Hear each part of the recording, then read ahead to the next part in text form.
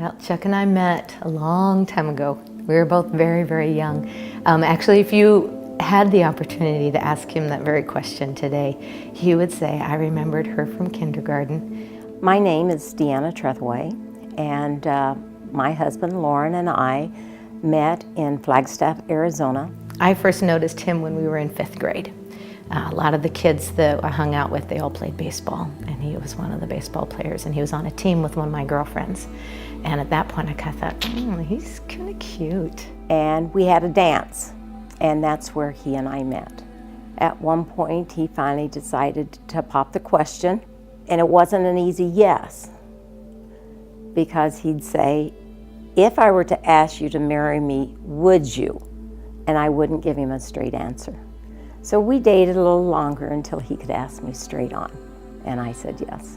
So that was our first kiss was that night. We were getting ready after the dance to head on back home, and he said he wanted to ask me a question, and so we kind of walked off to the side, and he asked me to go with him. And I said, go where? And he said, think about it for a little bit. And I thought about it, go with me, go with me, go where? And then I went, oh, you, and so I started laughing, and then he leaned in and he kissed me right on my front teeth, and immediately apologized and promised that the next kiss would be better, and it was.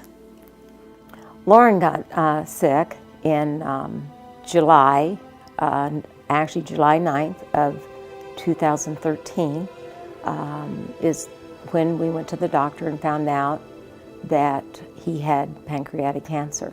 The next year, from that point, we basically just lived the life of cancer, going to have treatments, doctor's appointments,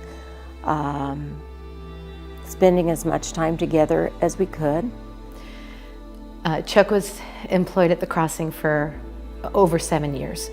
And as a policy, they have a sabbatical for the pastors that have served for 7 years or more. They get a 3-month time. And so Chuck was so excited because this was the first time that he had ever really taken a sabbatical or any kind of significant time off. And then one morning about 4, my phone rang. And it was my mother-in-law, Chuck's mom, who'd gone on the trip with him.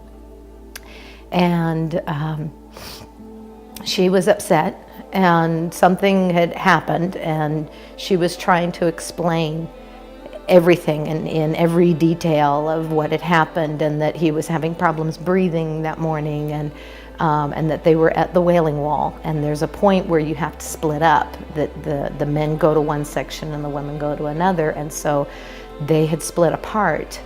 And during the time that they were apart, he apparently collapsed. Lauren was going downhill, and it wasn't slow. It seemed like it was speeding up. I think when you're in that time, you're a little bit in denial, but as I look back, I could really see how fast he was going downhill.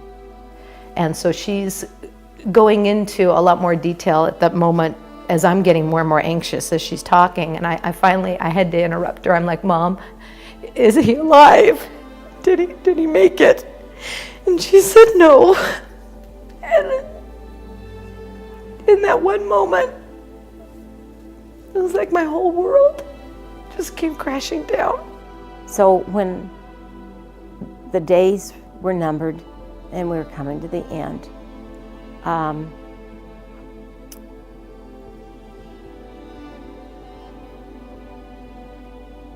I knew God had given me a rich life with him.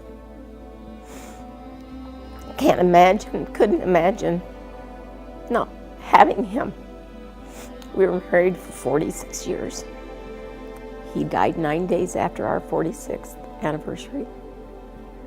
But one thing God did many things, but one thing God did through Lauren for all those years was to train me up and teach me to be strong and to stand on my own 2 feet.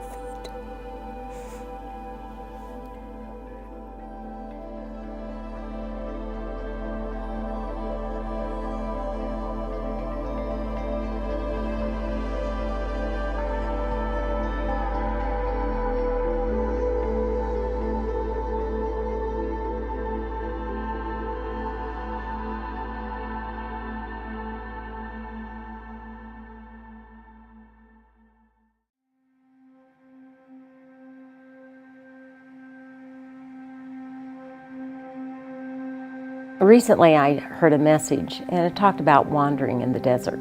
It just really moved me and it really helped me move forward. So looking at how the legacy has changed, so now it's what's my legacy is to start each day with God and say, okay, what are we doing today? In this wandering time, God's going to teach me. He's going to teach me beyond what I can imagine. And that I just need to take the time to learn these lessons, take a day at a time, and go where God takes me.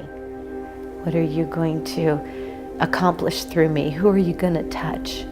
Who am I going to have an opportunity to shine your love to? And I think in the grieving, knowing that He has a plan for me, knowing He's building my story now that Lauren's gone and my legacy, which will continue, it just encouraged me to the depths of my soul that He's going to do this.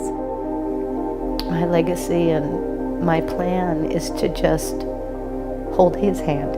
And I know that He still has a plan for me. I don't like the path I'm on, but I would never step off of it because I don't want to miss what God's got planned.